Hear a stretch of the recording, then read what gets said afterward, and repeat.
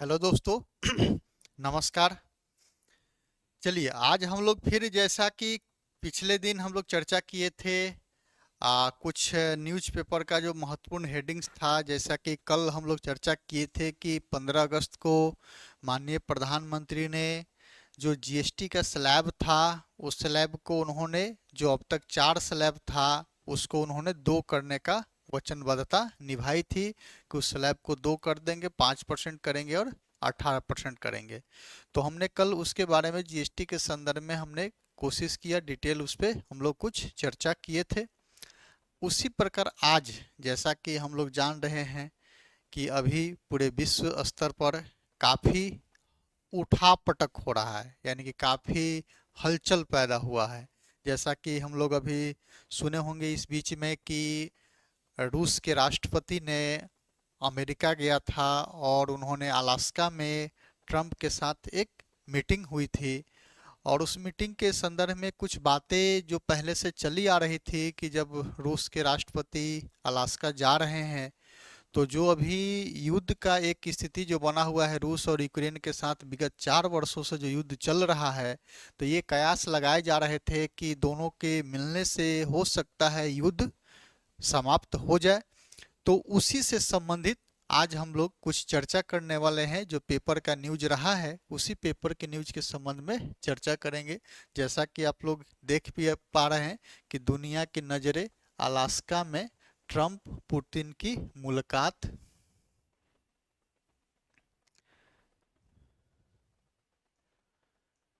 Trump और Putin की मुलाकात की बात की गई है। तो हम लोग को मुख्यतः जानना है कि जो रूस के राष्ट्रपति ने अलास्का जो गए और दोनों के साथ जो मीटिंग हुई, और जैसा कि आप लोग पेपर के माध्यम से जान रहे होंगे कि यह मीटिंग जो रहा किसी निष्कर्ष पे नहीं पहुंचा, किसी भी निष्कर्ष पे नहीं पहुंच पाया है। यह बिना किसी निष्कर्ष पे पहुंचे मीटिंग संपन्न हुआ। और जैसा कि हम लोग जान रहे थे जो पेपर के माध्यम से, न्यूज़ चैनल के माध्यम से, कि यह मीटिंग 5 से 6 घंटे होने का एक प्रस्ताव था। लेकिन आप लोग जैसा कि देखे हैं कि यह मीटिंग करीब करीब 3.25 घंटा ही चला है। और उस 3.25 घंटा मीटिंग के बाद, और ये मीटिंग में आप लोग देख रहे होंगे कि थ्री यानी कि तीन तीन लोग, यानी कि यूएस के तरफ से 3 लोग थे और रूस के तरफ से 3 लोग थे। यूएस की तरफ से, अमेरिका की तरफ से 3 लोग थे और रसिया के तरफ से, रूस के तरफ से 3 लोग थे। और यह मीटिंग जब चलना शुरू हुआ, ओपन शुरू हुआ, जब ये मीटिंग शुरू हुई तो आप लोग जैसा कि न्यूज़ में देखे होंगे कि इस मीटिंग में जितने भी पत्रकार बंधु लोग थे उनको इस मीटिंग से बाहर कर दिया गया। और जैसा कि आप लोग देखते हैं कि जब भी ट्रंप के द्वारा किसी भी प्रकार के अनाउंसमेंट किया जाता है तो सामान्यतः पत्रकार बंधुओं के बीच में, रिपोर्टर्स के बीच में करते हैं। जैसा कि वहाँ भी आप लोग कल देखे हैं, जो न्यूज में उभर के आई थी कि जब मीटिंग संपन्न हुई तो पुतिन ने स्पष्ट रूप से कहा कि सभी मीडिया कर्मी को यहाँ से हटा दिया जाए और बस 3-3 लोगों के साथ, दोनों पार्ट देशों के तरफ से 3-3 लोग बैठ करके मीटिंग को अंतिम रूप दिया।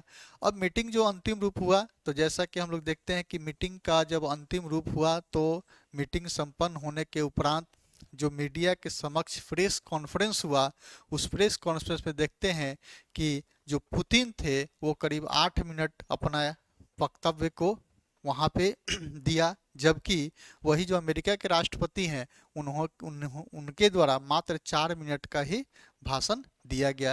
यानी कि टोटल मिलाकर बड़ा 12 मिनट का प्रेस कॉन्फ्रेंस हुआ। तो हम लोग को यहाँ पे देखना ये है कि जो दोनों की मीटिंग हुई है, इस मीटिंग से भारत पे क्या असर पड़ेगा, हम लोग को ये देखना है।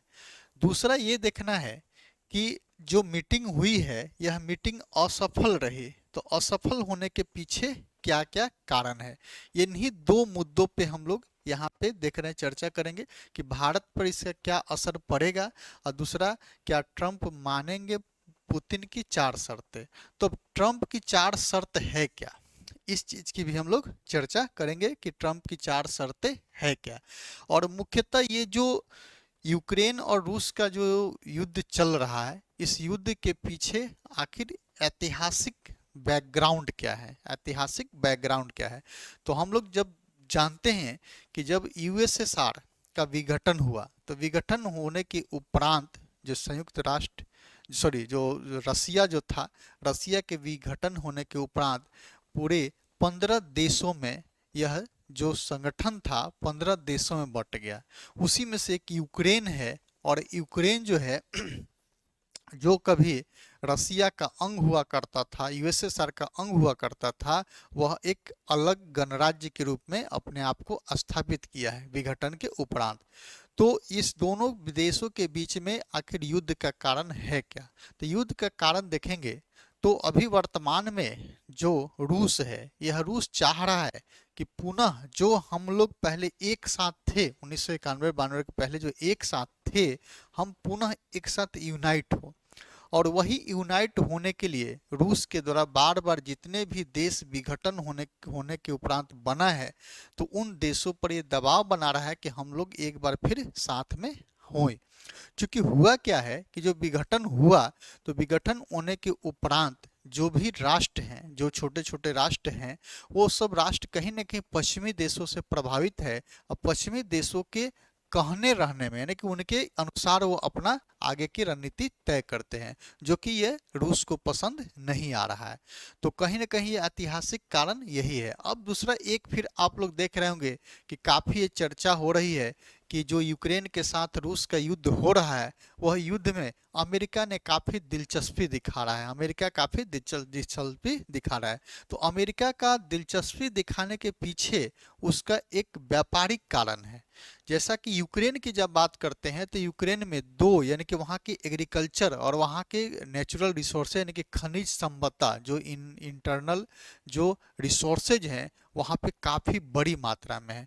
तो कहीं ना कहीं अमेरिका का नज़र वहाँ पर है, अमेरिका का नज़र वहाँ पर है कि हम किस प्रकार वहाँ पे अपना आधिपत्य स्थापित करें, कि वहाँ का जो एग्रीकल्चर, वहाँ के एग्रीकल्चर काफ़ी संपन्न है, एग्रीकल्चर जो भूमि है काफ़ी उपजाऊ भूमि है, तो किस प्रकार हम उस पर नियंत्रण स्थापित करें।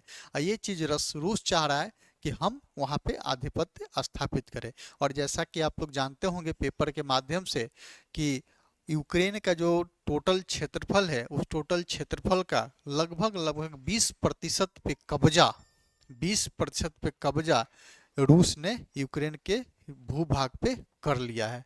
तो यही कुछ मिला जुला मुद्दा है। और इसी में हम लोग फिर देखते हैं कि इस बीच में जैसे भारत की हम बात करते हैं, तो भारत के बारे में हम लोग देखते हैं कि भारत हमेशा ही रूस के साथ रहा है और रूस भी भारत के साथ रहता है। तो इस बीच में भारत की जब बात करते हैं, तो रूस ने भारत से अपना कच्चा तेल बेच रहा है, कच्चे तेल को बेच रहा है। तो इस बीच में अमेरिका के द्वारा आप लोग देखे होंगे कि अमेरिका ने सबसे पहले भारत से निर्यात होने वाली जो वस्तुएं हैं, जो खास करके एग्रीकल्चर गुड्स हैं, उस पे उन्होंने 25% का टैरिफ लगा दिया। और इसी बीच में फिर उन अमेरिका के राष्ट्रपति ने जो रूस से हम लोग, यानी कि रूस से जो हम लोग कच्चा तेल आयात करते हैं, इस आयात करने के एवज में पेनाल्टी के रूप में 25% पुनः टैरिफ लगा दिया। तो ये अमेरिका का यही कहना है कि आप, यानी कि भारत के संदर्भ में, कि आप रूस से कच्चा तेल खरीद रहे हैं, जिससे रूस को क्या हो रहा है, कमाई हो रही है, उसका रिसोर्सेज इकट्ठा हो रहा है, उसके पास रेवेन्यू जनरेट हो रहा है, जिससे वह यूक्रेन पे अपना युद्ध को कंटिन्यू रखे हुए है। यानी कि बस अमेरिका का यही कहना था कि अगर आप रूस से कच्चा तेल नहीं खरीदेंगे, तो शायद हो सकता है रूस यूक्रेन के साथ जो वार कर रहा है, वह वार से क्या हो, युद्ध विराम की तरफ आगे बढ़ना शुरू हो गया। दूसरा फिर अमेरिका का ये भी एक चाइना की तरफ है कि अमेरिका के जब राष्ट्रपति ट्रंप बनते हैं, तो आप लोग जैसा कि उनके शपथ ग्रहण जब उन्होंने किया था, तो उसी समय उन्होंने कहा था कि ड्रिल बेबी ड्रिल के सिद्धांत पे हम देश को आगे बढ़ाएंगे। ड्रिल बेबी ड्रिल का उन्होंने सिद्धांत दिया था। ड्रिल बेबी ड्रिल का मतलब होता क्या है, तो अमेरिका के पास भी ये जो कच्चा तेल की हम लोग क्रूड ऑयल की बात करते हैं, तो क्रूड ऑयल का काफ़ी रिसोर्सेज है, काफ़ी भंडार है। तो उन्होंने कहा था कि ड्रिल बेबी ड्रिल, यानी कि हम ज़्यादा से ज़्यादा क्या करेंगे, कच्चा तेल का खनन करेंगे। और उनका कहीं ना कहीं मुख्य मोटो क्या था, तो उनका मुख्य मोटो था कि हम ज़्यादा से ज़्यादा जब कच्चा तेल का उत्खनन करेंगे, तो इससे क्या होगा कि जो रसिया का यानी कि रूस का जो कच्चा तेल भारत ले रहा है या चाइना खरीद रहा है, यह चाइना और भारत किसके तरफ देखेंगे? अमेरिका की तरफ देखना शुरू करेंगे। और जैसा ही उन्होंने कहा कि जैसा ही ड्रिल बेबी ड्रिल के सिद्धांत को अपनाएंगे तो इससे क्या होगा कि अंतर्राष्ट्रीय बाजार में कच्चा तेल का सप्लाई क्या होगा? बढ़ेगा। तो कच्चा तेल का सप्लाई बढ़ेगा तो उसका फिर कीमत क्या होगा? कम होगा। तो कीमत कम होगा तो जो रूस अभी कच्चा तेल बेच करके लाभ कमा रहा है उसको ये लाभ नहीं मिलेगा। तो अमेरिका का यहाँ है नीति। दूसरा फिर देखते हैं कि जब ट्रंप राष्ट्रपति बनते हैं तो हम लोग अभी जो भी देखते हैं तो अमेरिका की जब हम बात करते हैं तो अमेरिका एक्सपोर्ट आधारित अर्थव्यवस्था देश है। और अमेरिका में अमेरिका का जो जीडीपी है उसकी जीडीपी करीब 70% उसका जीडीपी अस्त्र और शस्त्र पर निर्भर है। यानी कि वहाँ का जो बेसिक गुड्स है, वहाँ जो लोगों के उपभोग के लिए जो बेसिक गुड्स है, यह अन्य देशों से आयात करके अपने जरूरत को पूरा करता है। जिसका नतीजा होता है कि कुछ देशों के साथ अमेरिका का बैलेंस ऑफ ट्रेड डेफिसिट क्या है? घाटा में है। तो अमेरिका के राष्ट्रपति ने जब शपथ लिया तो उन्होंने कहा, पहला कहा कि ड्रिल बेबी ड्रिल पे हम काम करेंगे, और दूसरा उन्होंने कहा कि हम अमेरिका को मैन्युफैक्चरिंग हब बनाएंगे, मैन्युफैक्चरिंग हब बनाएंगे। तो मैन्युफैक्चरिंग हब बनाने के लिए यानी कि हम अपने देश में ही वस्तु का उत्पादन ज़्यादा करेंगे जो बेसिक गुड्स वाली है। तो मैन्युफैक्चरिंग हब बनाने के लिए हर हाल में अमेरिका को क्या करना पड़ेगा कि जो भी विश्व के अन्य देशों से अमेरिका में आयात होने वाली वस्तुएं हैं उस वस्तु को क्या करना पड़ेगा? महंगा करना पड़ेगा, उसको आने से रोकना पड़ेगा। यही करने के लिए उन्होंने क्या किया? अब अन्य देश के वस्तुओं पर टैरिफ लगाना शुरू किया। जैसा कि हम लोग देखते हैं कि ब्राजील पे भी 50% लगाए हुए हैं, भारत पे 50% लगाए हुए हैं। वही चीन के साथ कुछ उसका नरम रवैया हम लोग देखते हैं। तो इसी से संबंधित कुछ मुद्दा पे हम लोग बात करेंगे। जैसा कि यहाँ पे आप लोग देख पा रहे हैं कि इसका भारत पे क्या असर पड़ेगा और पुतिन का ट्रंप के समक्ष क्या क्या 4 शर्तें रखी गई है। ठीक है, तो इसी को हम लोग देखेंगे। अब देखिए यहीं पे पेपर का हेड न्यूज है कि अलास्का बैठक के बाद ट्रंप भारत पर अतिरिक्त टैरिफ को लेकर पड़े नरम। यानी कि न्यूज पेपर में बना है कि जो अलास्का में जो बैठक हुई है उस बैठक से पहले ट्रंप बार बार ये धमकी दे रहे थे कि हो सकता है फिर हम भारत से आने वाली वस्तु पर टैरिफ को हम बढ़ा सकते हैं, ये धमकी दे रहे थे। लेकिन यहाँ पे फिर आप लोग न्यूज में देख पा रहे हैं कि अब ट्रंप जो है पुतिन के साथ जो बैठक संपन्न हुई है, संपन्न होने के बाद अब भारत के संदर्भ में वो कह रहे हैं कि अतिरिक्त शुल्क लगाने से हम बैक यानी कि पीछे हट सकते हैं। अब जैसे अतिरिक्त शुल्क नहीं लगेगा, अब भारत पे किसी प्रकार का अतिरिक्त शुल्क नहीं लगेगा तो भारत की जो वस्तु है यह वस्तु का अमेरिका में निर्यात क्या होगा? बढ़ेगा। इससे यहाँ के जो बेसिक गुड्स है, जैसे एग्रीकल्चर गुड्स की हम लोग बात करते हैं, तो इससे एग्रीकल्चर गुड्स का निर्यात बढ़ेगा जिससे यहाँ के आम किसानों को, छोटे छोटे सीमांत किसानों को इससे लाभ मिलने की संभावना होगी। तो यहाँ पे यही बातें कही गई है। दूसरा फिर हम लोग देखते हैं दूसरे पेज पे, रूस बहुत बड़ी ताकत है और यूक्रेन नहीं युद्ध पर निर्णय लेंगे जेलेंस्की। अब ये बातें भी चर्चा में काफी बनी हुई थी कि जब दोनों मिलेंगे अलास्का में तो दोनों मिल करके जो यूक्रेन के साथ युद्ध चल रहा है उस यूक्रेन के युद्ध पर प्रतिबंध लगेगा, युद्ध विराम होगा। लेकिन यहाँ पे आप देख पा रहे हैं कि जब दोनों आपस में मिले हैं तो मिलने के बाद अब इनका जो स्टेटमेंट है कि यूक्रेन नहीं युद्ध पर निर्णय लेंगे जेलेंस्की, यानी कि अब कहना है कि यूक्रेन पर ही छोड़ दिया गया कि अब यूक्रेन के हाथ में है कि वह युद्ध करना चाहते हैं या युद्ध से वापस लौटना चाहते हैं। अब तक बातें यही हो रही थी कि ट्रंप दोनों के बीच में समझौता करके और युद्ध को क्या करेंगे? रुकवा देंगे, युद्ध विराम की तरफ आगे बढ़ेंगे। लेकिन दोनों के मिलने के बाद यह इनकी भाषा चेंज हो गई कि अब यूक्रेन पर ही छोड़ दिया गया कि युद्ध करना है या नहीं करना है। फिर यहाँ पे देख रहे हैं कि पुतिन से मुलाकात के दौरान इस तरह बदली ट्रंप की भंगिमा, यानी कि जब दोनों मिलते हैं तो बॉडी लैंग्वेज के बारे में बात की जा रही है कि किस प्रकार दोनों का बॉडी लैंग्वेज हो रहा है। फिर अगला देख रहे हैं कि पुतिन जीते पर ट्रंप भी नहीं हारे। अब ये संपादकीय है, हिंदुस्तान पेपर का संपादकीय है। यहाँ पे कहा जा रहा है कि पुतिन जीते पर ट्रंप भी नहीं हारे, यानी कि ट्रंप जो अपना शर्त रखे थे उस शर्त को उन्होंने रखा और पुतिन भी जीत गए हैं, लेकिन ट्रंप भी हारे नहीं हैं। ठीक है। अगला फिर है कि ट्रंप और पुतिन के बीच वार्ता के बाद भारत की कूटनीतिक स्थिति क्या होगी, मजबूत होगी। अब यही हम लोग को देखना है, एक ये देखना है कि भारत की कूटनीतिक स्थिति कैसे मजबूत होगी, और दूसरा ट्रंप हारे नहीं, अब पुतिन जीते तो पुतिन कैसे जीत पाए। तो यहीं पे हम लोग जैसे कि फर्स्ट पेज पे हम लोग चर्चा किए थे कि ट्रंप ने पुतिन ने 4 शर्त रखा था। पहला शर्त ये था कि रूस का जो यूक्रेन के जिस भूभाग पे कब्जा हो गया है उसके अधिकांश हिस्से को रूस क्षेत्र करार दिया जाए। बस ये कहना है कि पुतिन जो मीटिंग अलास्का में जो हुआ पुतिन और ट्रंप के साथ, तो पुतिन का 4 पक्ष था। 4 पक्ष था। उनका पहला पक्ष था कि यूक्रेन के जिस भूभाग पर रूस ने अपना आधिपत्य जमा लिया है उस भूभाग को रूस का क्षेत्र घोषित कर दिया जाए। उनका ये पहला पक्ष था। दूसरा पक्ष था कि नाटो के प्रसार पर तत्काल रोक लगाया जाए। जैसा कि आप लोग नाटो के बारे में जानते होंगे कि यह नाटो जो है एक देशों का संगठन है और यह मुख्यतः बनाया गया किसके लिए, तो रूस को रोकने के लिए, रूस को रोकने के लिए। ठीक है। तो दूसरा उनका कहना है कि नाटो के प्रचार प्रसार पे रोक लगाया जाए।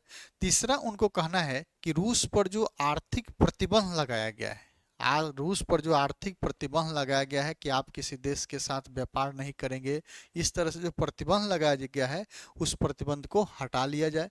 और चौथा उनका था कि क्रीमिया पर जो 11 साल पुराने आधिपत्य किया गया, यानी कि रूस के द्वारा जो क्रीमिया पे जो आधिपत्य किया गया है उसकी मान्यता दी जाए। बस हम आपसे यही कह रहे हैं कि जो पेपर में जो एडिटोरियल है और पेपर के माध्यम से जो बातें छन के आई है उसमें जो पुतिन के द्वारा जो शर्त रखी गई है वो शर्त 4 रखी गई है कि अगर इस 4 शर्तों पे बात होती है तो हम आगे बात करने को तैयार हैं। यानी कि उन्होंने आया और ट्रंप के सामने उन्होंने 4 शर्त रख दिया। 4 शर्त हम क्या चर्चा कर रहे हैं कि जो यूक्रेन का जो भूभाग है, जिस भूभाग को रूस ने अपना आधिपत्य जमा लिया है उसको वो कह रहा है कि इसको रूस का क्षेत्र घोषित किया जाए। दूसरा उनका कहना है कि नाटो के प्रचार प्रसार पे प्रतिबंध लगाया जाए। तीसरा कहना है कि क्रीमिया पर जो 11 साल पुराने आधिपत्य स्थापित किए हैं उसको मान्यता दिया जाए। और चौथा कहना है कि रूस पर लागू प्रतिबंध को हटा दिया जाए। अब ये चारों शर्त जब ट्रंप के पास रखा गया तो ट्रंप ने इस चारों शर्त को लेकर के किसी भी निष्कर्ष पे दोनों के बीच किसी भी प्रकार का निष्कर्ष नहीं निकल पाया। अब देखते हैं कि अब ट्रंप और पुतिन के बीच वार्ता के बाद भारत की कूटनीतिक स्थिति मजबूत होगी। अब ये कैसे मजबूत होगी, अब देखिए कूटनीतिक भी मजबूत होगी और आर्थिक रूप से भी भारत क्या होगा, मजबूती प्रदान करेगा। अब कैसे करेगा, अब जो अमेरिका बार बार रूस पे प्रतिबंध लगा रहा है कि तुम क्रूड ऑयल का जो तुम बेचते हो अंतर्राष्ट्रीय बाजार में उस पे प्रतिबंध जो लगा रहा है, अब ट्रंप ने कहा कि अब हम किसी प्रकार का अतिरिक्त शुल्क नहीं लगाएंगे। जब अतिरिक्त शुल्क नहीं लगेगा तो भारत को रूस से जो अभी वर्तमान समय में टोटल जो भारत आयात करता है कच्चा तेल, उस टोटल आयात का करीब करीब 40% आयात रूस से करता है। तो भारत को रूस से कच्चा तेल की आपूर्ति लगातार क्या रहेगी, बनी रहेगी, जिससे भारत को क्या फायदा होगा कि भारत अपने ऊर्जा की जरूरतों को पूरा करने में संपन्न होगा और भारत क्या करेगा, अपने पास एक कच्चा तेल का भंडार भी स्थापित करने में इससे सफल होगा।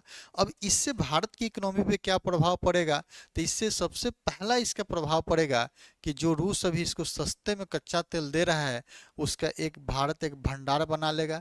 जब रूस से कच्चा तेल भारत को मिलेगा तो भारत में जो सामान्यतः कॉस्टपुश इन्फ्लेशन जो देखने को मिलता है, कॉस्टपुश जिसको लागत प्रेरित महंगाई कहते हैं, वह लागत प्रेरित महंगाई होने की संभावना भारत में क्या होगी, कम होगी। क्योंकि लागत प्रेरित जो महंगाई होती है यह उत्पादन में आने वाली लागत के मूल्य में वृद्धि की वजह से होती है।